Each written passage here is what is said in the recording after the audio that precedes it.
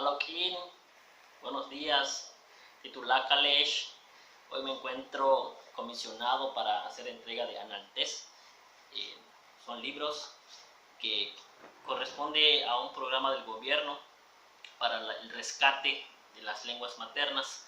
Ya tiene muchos años que inició este programa y pues a mí me causó curiosidad que esta vez los Analtes llegaron más pequeños. Eso me hace pensar de que están reciclando, están reutilizando y están mejorando el diseño de los Analtes. Son 4 Analtes conformados. Vamos, Cabal. El Cabal es el que sirve para trabajar con tercer grado. Ketel, 4º grado. Muy chévere los diseños. Nono para 5º grado y Okbal para 6º grado. Son los 4 Analtes que sirven en este programa. Cabe mencionar de que no todas las escuelas de Yucatán cuentan con enseñanza maya. Son como entre 80, pero aparentemente van cada año involucrándose más escuelas. Es un buen plan de trabajo del gobierno que está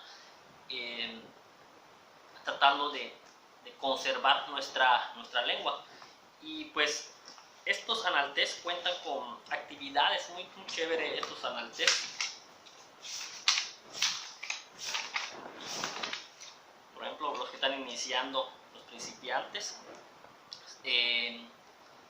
tienen para dibujar, para colorear, pequeños diálogos cortos, vocabulario, preguntas, a completar frases, a completar textos, poner nombre de las imágenes, de lo que se ve en la imagen. Y hay muchas unión de frases con imágenes. Hay mucho para trabajar en estos Analtes. ¿Sí? Y así está conformado también Ketel, las de 4º, solo que van variando de nivel. Y así están todas diferentes actividades, más nivel conforme vas avanzando.